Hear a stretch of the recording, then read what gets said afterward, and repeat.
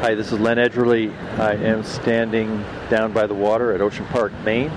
Welcome to the Kindle Chronicles. This is episode 570 on the day after the 4th of July, July 5th, 2019.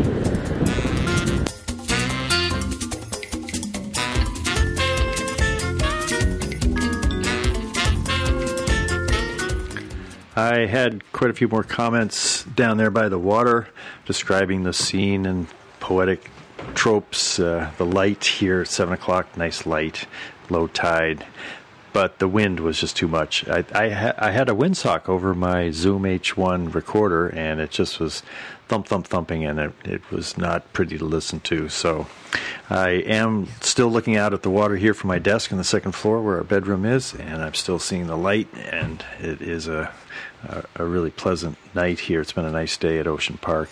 Yesterday, I did another tour of musical duty with the Ocean Park Marching Kazoo Band in the Ocean Park Parade.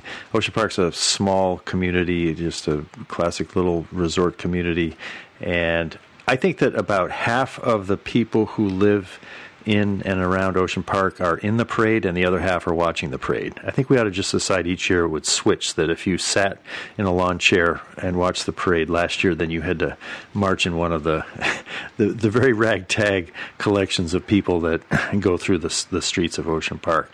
But there are about 20 of us that tune up with our kazoos for a 5-minute rehearsal before we step off, and sometimes it is just an emotional... I don't know, it has quite an impact on me. There's one corner, you come down Temple Avenue and you take a left on West Grand, and that seems to be a favorite spot. The people are standing 15, 20 deep, and so there's a real crowd as you're coming along, and we generally try to play one of the songs that we actually know, like Halls of Montezuma or America the Beautiful or Yankee Doodle Dandy. So you've got 20 people really kind of playing their hearts out on these kazoos. And, and when you play a kazoo, you feel like an idiot. You've got this sort of plastic thing in your mouth, and you're marching along, and you're humming and making this odd sound, and the people go crazy. I mean, when they see this group of their neighbors all wearing red T-shirts saying, Ocean Park Kazoo Band, doing a patriotic song on the 4th of July at Ocean Park, a place where families come generally, for decades. It's just one of these places where lots of people have been coming for lots of years. So you get the years are rolling by, and it's quite moving. I find myself kind of wiping away tears as I have some of these. And people are waving, and I'm waving back, and that's pretty cool. And then when I finally get around to in front of the Ocean Park Soda Fountain, where Darlene and my grandsons and my daughters and my sister, they're all there. And my sister was FaceTiming with my parents, who were not able to come for the first time this year, 92 and 90, and they've been coming to this place ever since their honeymoon and before.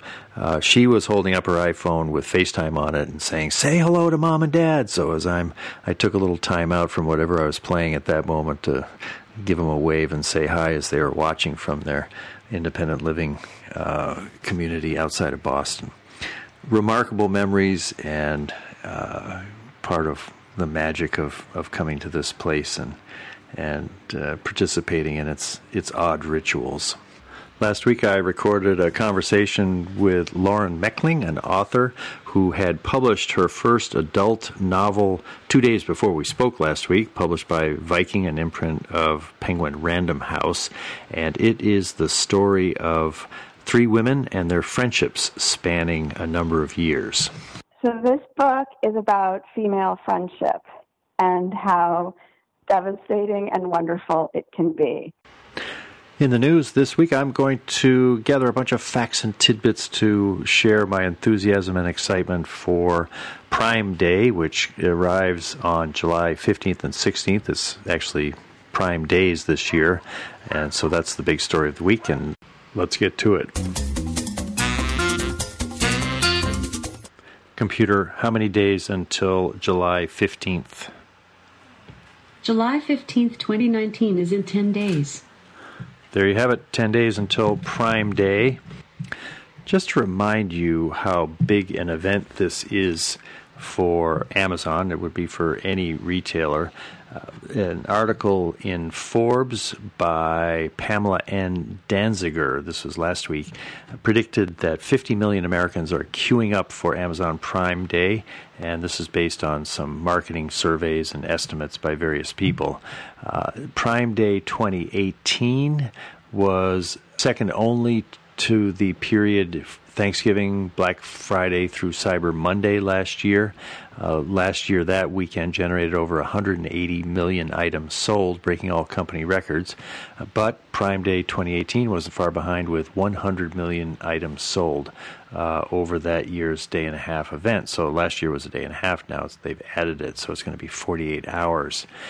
This is likely to be bigger this year because now Whole Foods is much more in on the action. They're already offering if you buy something from Whole Foods as you get into the period leading up to Prime Day, they automatically will add $10 on your Amazon account that you can spend on Prime Day. Internet Retailer that's a research company, and they estimated that Amazon took in $4.2 billion last year, and that was 74% more sales than in 2017. That's Prime Day 2017, a day and a half those billions of sales were done. So it's big. One company, FeedVisor, found that about half of the 101 million U.S. Prime members plan to shop this year. Another study pegged that participation even higher at 76%. So if you're a Prime member, and I suspect everybody listening to this show is a Prime member, you probably are going to be spending some time at Amazon.com or on your Amazon app on your phone looking for deals. And I have been looking at stories today to try to come up with some tips that might be helpful to you to make the most out of this. I began my own preparation for Prime Day with you in mind by identifying a couple of items which I have been thinking about buying in that vague way that a retail lust gets started. One is for an electric scooter, and this would be something like the scooters that we've been riding around in Denver by companies like Bird and Lime and Lyft. And it turns out that even on regular days, not just Prime days, these scooters are going for like $300. I would have thought they would have been well over $1,000. And there's a Segway one, which is much more expensive. But the ones that Bird uses are pretty reasonably priced. This just seems like a perfect kind of product for Amazon to cut a third off and sell them for $200 instead of $300. So I put this scooter in my wish list, and I was assuming that somehow I would be able to have the Prime Day deals, if they hit what's in my wish list, pop up. But I called Amazon to get some help on this, and I don't think it's automatic. I think just because I have something in my wish list, if it turns out that it's going to be heavily discounted on Prime Day, that doesn't automatically tie to my wish list. But what the person that I talked to said was that a few days before Prime Day starts on the 15th, certainly by the 14th, we will all receive emails that tell us exactly how to set up lists of products that we want to watch on Prime Day. There are going to be 1 million products that have some kind of a deal on Prime Day, so it's a completely overwhelming scale. But if we can find something that we would be interested in buying, if there was a 30 or 40% discount, then it's handy to be able to get that information right away. And of course, they make the hype is this deal just started. There's only 50 of them. Now 20 of them have already been sold, and you can see the progress bar going along, looking as all these other people snap up the scooters that you're trying to get. And so the sooner you see that something's available, the sooner you'll be able to buy it and maybe be one of the fortunate people that receives it. There is an app, Amazon app, that's on the iPhone and Android. This is a pretty robust app. You can use it to access Alexa. You can see your orders. It's really a full-featured app, and there is something that enables you to use that app to follow what's happening on Prime Day. I came across another tool which might be useful. I think I'm going to stick with the app on my phone, but this is called Amazon Assistant, and it's an extension that you can add on your browser. It's available for Firefox, Google Chrome, and what's the third one? Safari. Oh yeah, that's the Apple one. So once you download this extension, you've got a little Amazon button on the bar of your browser, and that will be a place that you can track deals from, and you can get alerts when something that you're following is showing up. If a deal goes live, the Amazon Assistant button will display an alert showing the number of deals that are live, and then you can click to see how your deal is doing. This app is also able to find items that you might be looking at another site, like maybe Walmart or Target, something like that. And if it's available at Amazon, it'll send you over there, and you can see how the prices compare with the competitors.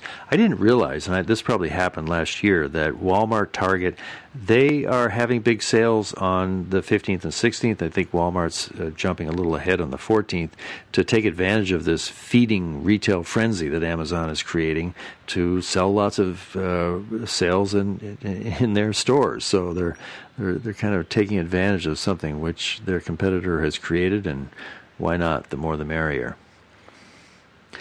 Deals have already been starting, and these are called early Prime Day deals. I read about this in an article by Rick Broida at CNET.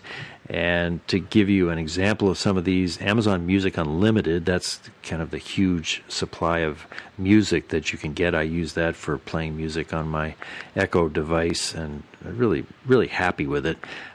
It sells for $7.99 a month, but there is an early Prime Day deal which has 4 months of this costing only 99 cents, and then it kicks into the $8 a month after that. This is for Prime members only, and it's only if you haven't subscribed to Amazon Music before. Here are a few other examples of the deals that are already available as kind of a prelude. The Fire TV Recast is selling for $130, and that's $100 off.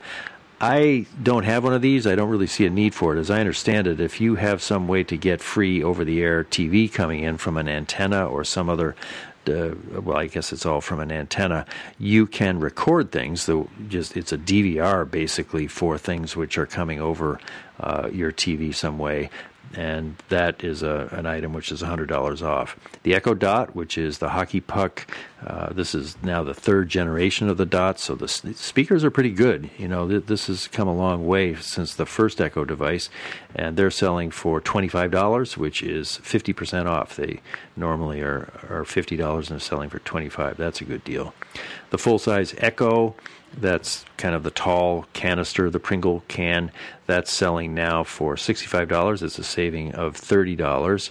And last year, during Prime Day in 2018, it was even more than that. It was $70 to get the full-size Echo, and even today, before Prime Day, it's at $65, so maybe it'll even go lower. There is an item called a Chamberlain MyQ Smart Garage Door Opener coming with Amazon Cloud Camera, and that's selling for $100, and that's a savings of $88. If you've been thinking you might want to switch from listening to earbuds that are connected to wires connected to your phone, which is starting to look a little bit old-fashioned these days compared to the neat little AirPods that just dangle in your ear, there are some pre-Prime Day deals on Apple AirPods. That kind of surprised me. The most expensive ones are usually $200, and they're on sale now for $180, $20 off. These are the AirPods that you can just set down on a round charger without having to plug it in with a wire. The second generation AirPods with the standard case that's not wireless, they're selling for $145. That's a $14 savings. So good time to make the transition to AirPods. Prime membership, if you aren't familiar with it, it costs $119 a year. You can buy it by the month, and if you want to just jump on Prime for a month and take advantage of these deals, of course, you can do that. There's also a free 30-day trial, but you have to have not been a Prime member to be able to activate that. But if that's the case, you could get a free 30-day trial, scarf up your Prime Day deals, and then not continue the monthly charge. It's pretty clearly a good savings if you do the annual Prime fee for $119. If you do the $13 a month, that's $156 or $37 more by doing it monthly. At midnight Pacific time on July 15th, when the Prime Day deals go live, you'll start seeing a Prime Day deal in turquoise under any item that is a Prime deal, and you can watch it, and then you'll be able to tell right away once the sale begins which items are being promoted. You may have figured out that I really enjoy Prime Day, and I'm kind of counting the days to the 15th. In addition to that electric scooter, I'm going to have my eye on a Weber liquid propane grill. They're selling now for $179 on Amazon. That would be a nice item to be heavily discounted, because the one that we've been using here at the cottage for years has finally given up the ghost and is nearly impossible to cook a hot dog on, so we could use a new Weber grill. This makes it sound like I take a rational approach to Prime Day. I'm just using it to get good deals on things that I have a reason to get. Well, the electric scooter, Darlene would have a question about that. But what really happens is some crazy thing will pop up on my iPhone, and it will look compelling, and it'll be such a deal that I end up buying some things that I hadn't planned to do. But I don't ever really regret the things that I buy on Prime Day. You know, I've got a water holder that I still use on my bike, and I got a deal on 8 packages of deodorant one year, and I every time I think I finally used them all up, but every time I reach for that deodorant, I think, I got a great deal on these things. That's fun. So some of these deals are the gifts that keep on giving all year round. I hope you enjoyed Prime Day. If you have some experiences, let me know. Well, we've got another week to go. I was hoping to get some Amazon executives on the show next week to talk about Prime Day, and they liked the approach and the questions I sent, but they just couldn't find an executive who had enough time to sit down with me. And I'm sure this is going to be a crazy busy time for top to bottom. Having seen that warehouse, I'd love to be a fly on the wall at the warehouse that we took the tour of on the 15th and 16th to see, how many canoes they're moving through there, and the bustle of those 2 days compared to the days a couple of weeks when we took our tour. Time now for the interview. Lauren Mechling, her last name is spelled Mechling, but it's pronounced Mechling. She has written for the New York Times, the Wall Street Journal, Slate, the New Yorker Online, and Vogue, where she continues to write a regular book column. She has worked as a crime reporter and Metro columnist for the New York Sun. She's been a young adult novelist and a features editor at the Wall Street Journal. Lauren is a graduate of Harvard College and lives in Brooklyn with her husband and 2 children. I connected with her by phone and Skype last week to talk about her debut adult novel, How Could She?, published by Viking, an imprint of Penguin Random House, and that was 2 days before our conversations when the book was released. I began by asking her to read an excerpt from her new novel. I want to apologize in advance. At one point, I confused 2 of the characters in the book in my questioning, and she politely set me straight. Geraldine is the one who makes a splash in podcasting, not Rachel.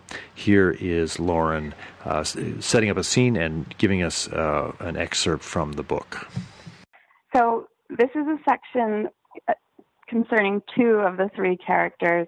There's Rachel and Geraldine. And Geraldine is the one of the 3 friends who is not doing as well in life as her other friends who have ended up leaving Toronto, moving to New York, making it for themselves.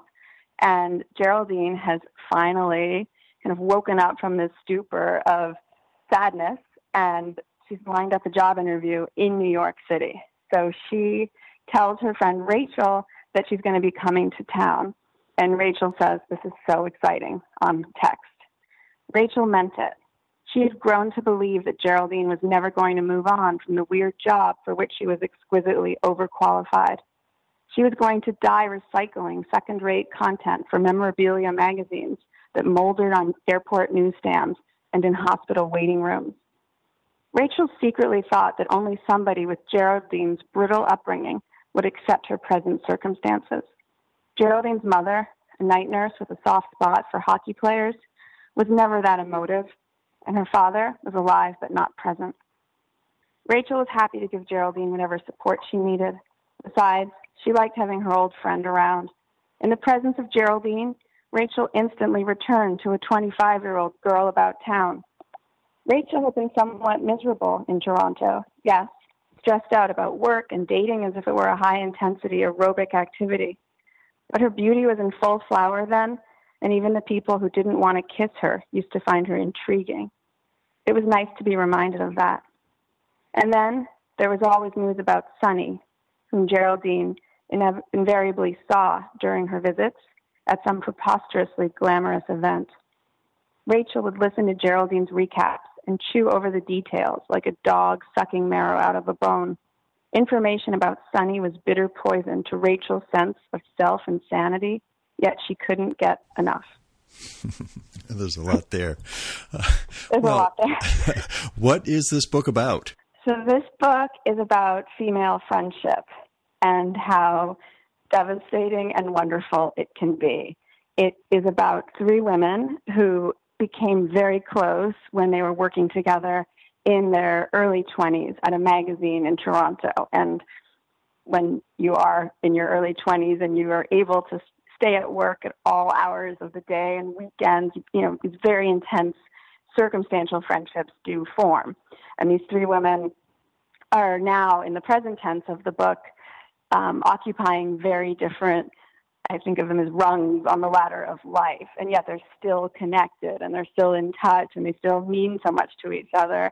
And the book is about how the three of them navigate the changes that have come to pass and how over the course of 1 year they are there for each other and they keep each other company and they manipulate each other and they help each other and they hurt each other. And two of the three characters end up trading places, essentially. How old were you when you started writing this book that tracks this fascinating arc of friendships? I assume you've had friendships and you were able to draw on some of that, but I'm curious about the genesis of the book. And then I guess you set it aside for a year and then reclaimed it. What's the writing of the book look like in your life? I started writing the book when I think I was 32, and I started it as it was not a job for me at all. It was a thing I needed to put down on paper.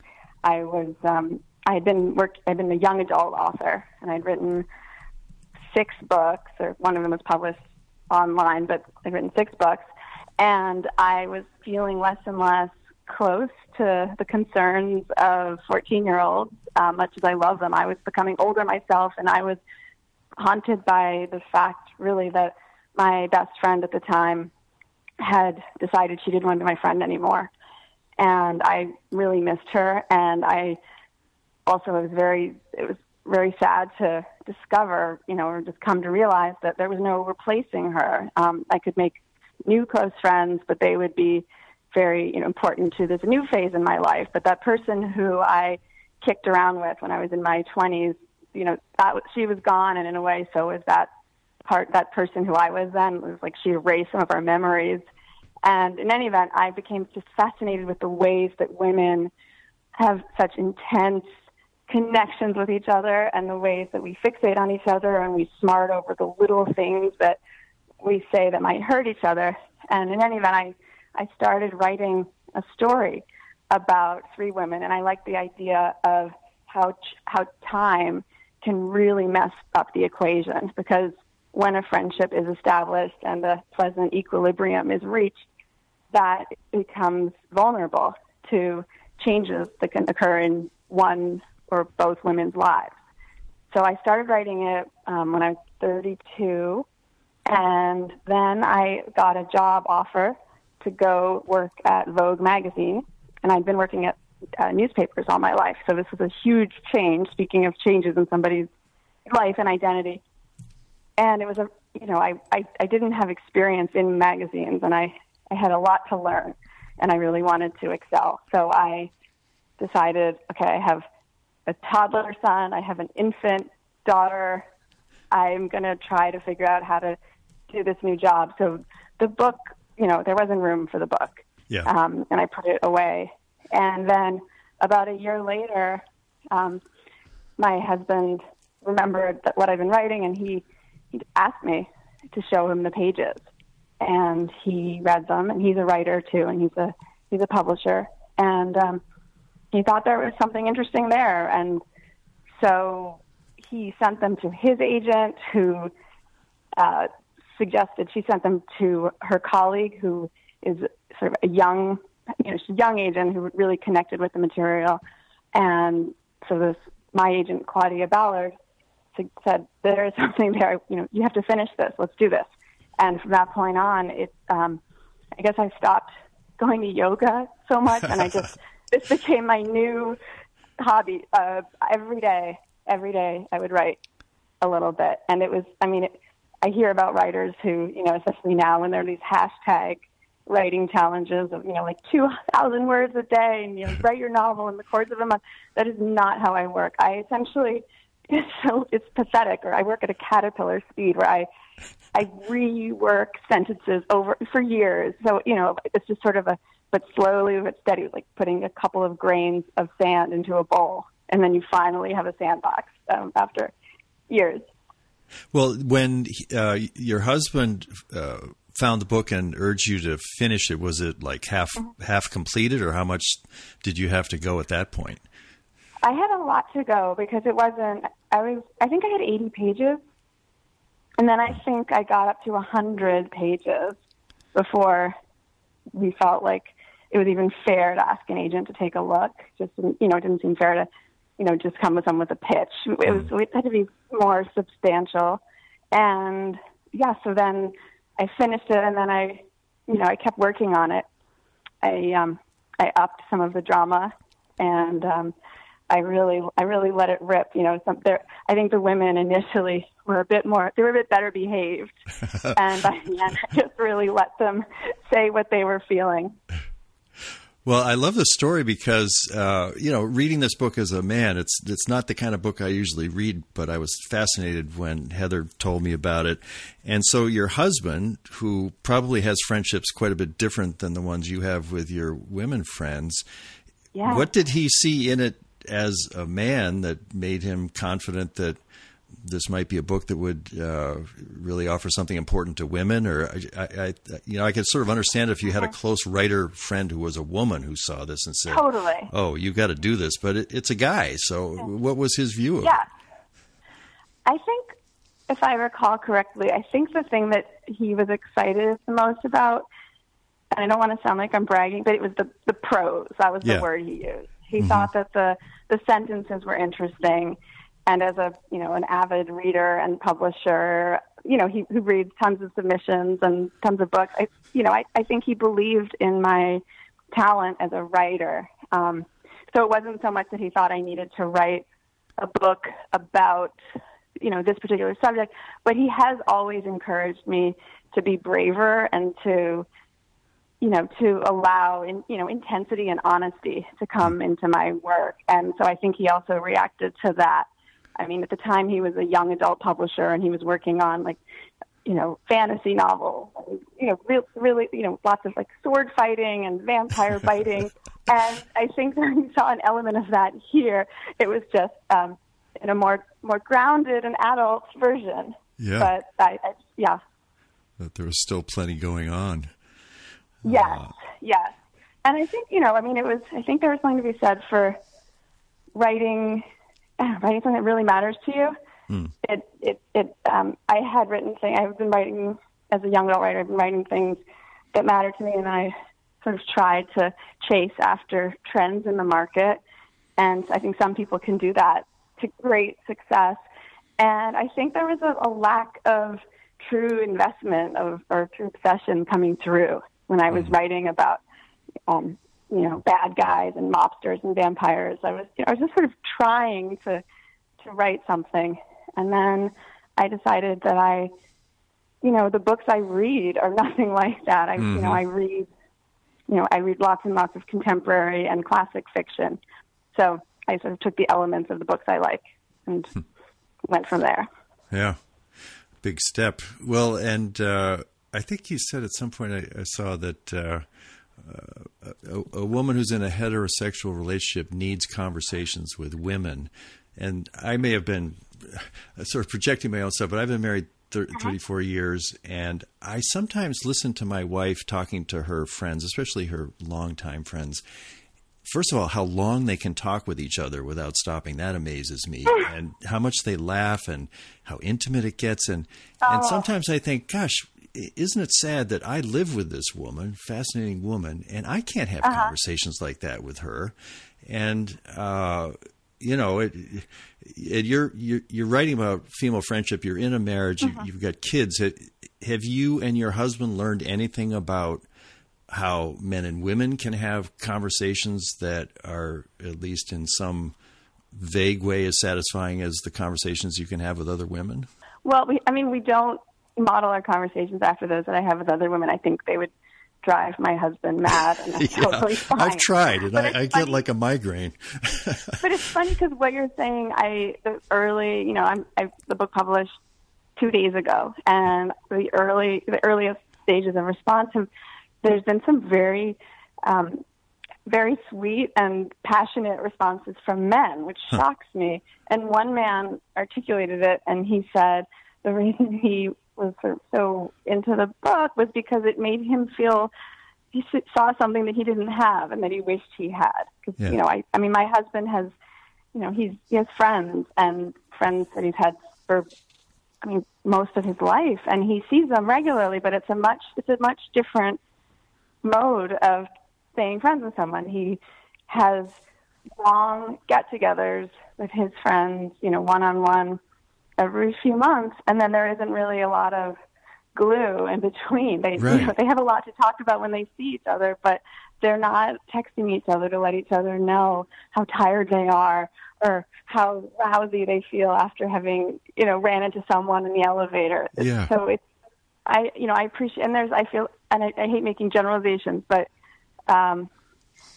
sometimes it's a nice bracing reality check to talk to my husband, because I can go down these wormholes of harping on things and obsessing over things, and he reminds me, one of the things he often reminds me of, which actually helps in fiction writing, is just that there's always more than one reality going on. And if I feel that someone was weird to me, you know what? Maybe she broke up with her boyfriend last week. And often sometimes there's a reason why I feel like my impressions of a botched interaction are rooted in something to do with me, but usually they're not. Yeah. Well, there's a lot of valuable information that gets traded across the membrane, in my experience, that she'll point out things. I think the reverse is I'll have some simple view of something, and she'll just add, there's 7 different nuances here that you haven't even thought about. And your wife sounds awesome. Yeah, she is. Well, I think reading this book just sort of helped me appreciate her more. I don't that may seem odd, but anyway, I really did enjoy it. You've got some interesting things. One of your YA projects, you then sort of repurposed in a innovative serial novel through Slate, Facebook, and Twitter. This is with your Harvard classmate Laura Moser, and she went to Amherst. Oh, she went to Amherst. You were at Harvard. Yeah. Oh, okay. I went to Amherst for a year and transferred, so I met her when we were freshmen. Oh, I see. So the the orientation was at Amherst, and then you ended up at Harvard. What year did you graduate from Harvard? I graduated in 1999. 99. Well, I graduated 20 years ago. I graduated 50 years, almost 50 years ago in 72, so it was a pretty different place at that time. Oh, wow. Cool. Did you work on the Crimson at all when you were there? I did in a I contributed to the Crimson, so I wasn't, part of the infrastructure, but I basically, and sort of what I still do with journalism, where I volunteered to write about things that I, wanted exposure to. I remember I learned that one of my favorite comedians, Jonathan Katz, who had a show called Dr. Katz, it was an animated show, but he lived in Newton, Massachusetts. Yeah. So I got to go and hang out with him and interview him for an article for the Crimson. Cool. That was my idea. Yeah. Well, that was a more sane way to do it than comping for the news board, which I did and sort of wiped out a year of my life. It was so intense. But I did that for the literary magazine, The Advocate, and Yeah. it was horrible. There was one of the, I think one of the parts of that was involved like sitting through a meeting at which a story I had written was being discussed, but no one knew I had written it, and they hated it. It was horrible. Ooh. Well, that's early experience in getting tough enough to be a writer that probably served you well. That's my induction into publishing. Yeah. Well, I was, of course, interested. There's a podcast theme in the book, and let's see, Geraldine, who starts out kind of a victim of the disruption in media. And why does in the story and in your perception of what worked in podcasting in 2017, what was it about her that made her such a surprising success as a podcaster?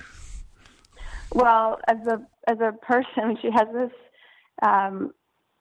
she has this trait where she's a sort of a big thinker and a bit of a dreamer, and she can ask questions of people that are unlike, the typical chit chat that we banter around. So she's seen in the beginning of, going to dinner parties and asking the people at the table, what do you think a skyscraper symbolizes, or what is love? And I think sometimes the people across from her roll their eyes and they don't really, and she keeps little notebooks and she writes notes in them. But in fact, it's this curious nature and sort of a bit of a blindness to how other people are reacting to her that allows her to, she's very self-expressive on the podcast, and she also is really wants to know about the people who she's talking to. So she's not, hobnobbing or, star, whatever. She's really, she wants to know what makes people tick and how the world works. And I think it has to do with feeling like she's, or being on the margins. She needs to know the answers because she doesn't have them yet. And there's kind of an innocence that she's asking just because she wants to know. Yes, and this innocence, and that she thinks that she can get an answer and write it down in her notebook, and that will propel her to the life that she covets. Yeah. But I think she surprises everybody, herself included, that she is able to change and to soar when she's 36. Yeah. Well, now, and you set the story in 2017, 2 years ago, which has been a long time in podcasting. As you're listening to podcasts and noticing what works and who the upcoming stars are, how would you compare what it's like to try to be a Rachel in podcasting in 2019 compared to 2 years ago? You mean Geraldine? Geraldine, sorry, right. Yeah, right. So I've been listening to podcasts since 2005. I remember because I can date it to when a show that I love launched, and so I've been listening for a long time and tracking the changes in the way they've been becoming more and more sophisticated. Which one was that? And it was for Slate. They had the political Gabfest, and I used to in the morning go to Slate's homepage and read the articles and everything announced that they were so. And then I got into afterwards, Marc Maron, who was just starting out. And his show was amazing back when it was starting out because there was a sense of freedom. There was a sense of, I think, shouting into the void where podcasts weren't really a capital T thing. Yeah. They were, they were sort of a conversation, and maybe there was a mic in the room, but I feel like the mic in the room, as I've been, a guest on podcasts now, and I love the way that the forum, inspires us to look each other in the eye or just to talk in a way that isn't as common as it used to be because, we're all on our stupid phones. But I think podcasts, they're becoming glitzier and more, a lot of them are more sophisticated and sort of more edited and I imagine reworked, and, you know, sort of the way that we, you know, in radio we used to think of like This American Life being so produced to perfection. So I think we're seeing more and more shows along those lines, and, you know, or, you know, shows that tell a narrative, and it's almost like a 6-part Netflix series. And then there's still the shows that I'm more partial to, which are just, they feel very honest. They feel like zines or blogs. They're shows where, like this one, you know, where people just have a conversation. And I love the ones where there are regular hosts.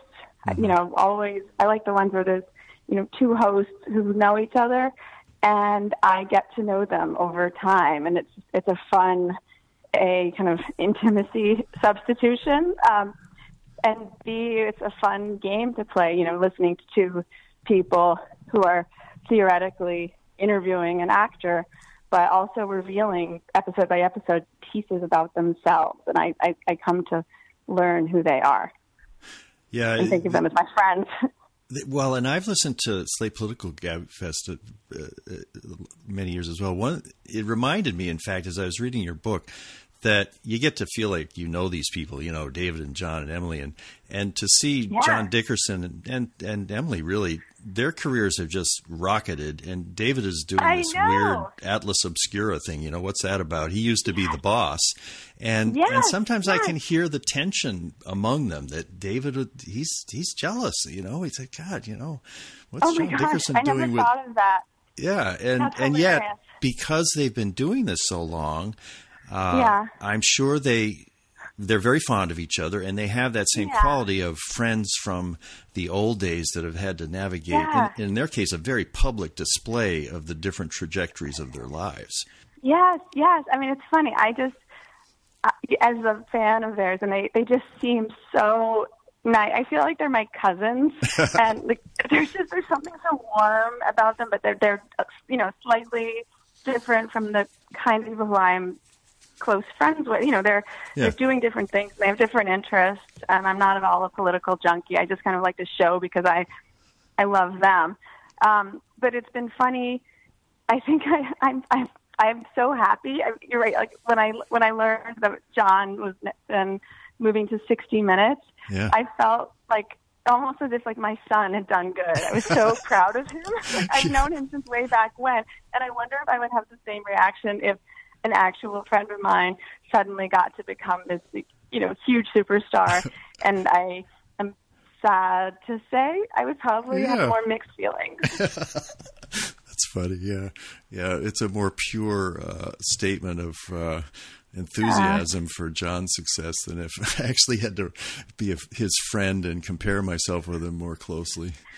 Well, also, right, because it's a passive activity listening to a podcast. I don't have any, we don't have any backstory. We don't have any history. He never had any opportunity to hurt my feelings. That's right. You know, so it's a great way to have a smooth friendship, just become obsessed with somebody's podcast. Yeah, I never thought of that. Well, we got to be mindful of the time. I know you got a busy day, but I was wondering if, you know, you said that when you became a mother, it sort of rebooted your friendships, and that some survived, some didn't. I would think writing a very intimate book about women's friendships would be kind of a similar reboot. Are you expecting that to happen, that there's going to be sort of your friendship alignment post the publication of the book versus before? I haven't. I've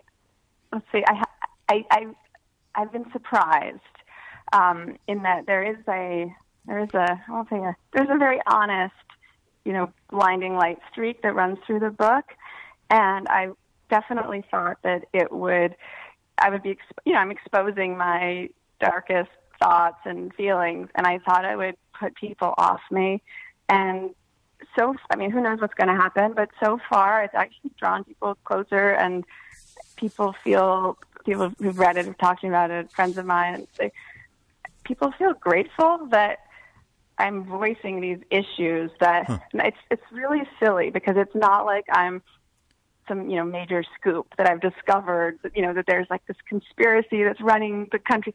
all I'm talking about is saying friendship is really difficult. Which, I don't know why it feels so novel, but it does. And it's a little upsetting for concerning because all of my friends are kind of banding together to undermine the theme of my book because people have been so supportive and generous. I mean, I might have to just write my next book about how great women are. How easy friendship is and how they'll always be there for you. Right. All you have to do is write a book about, women who can't stand each other, and you'll be the most popular person of the hour. And they will be your friends forever. Yeah. Well, that would be a wonderful outcome. You'd be giving people lots to consider who aren't in your network, and maybe you're just going to kind of revive and refresh your own network of friends that it grew out of. Huh. We'll see. We'll see. Well, this has been great. I have been speaking with Lauren Mechling, the author of How Could She?, her debut adult novel published 2 days ago by Viking. Thanks very much, Lauren.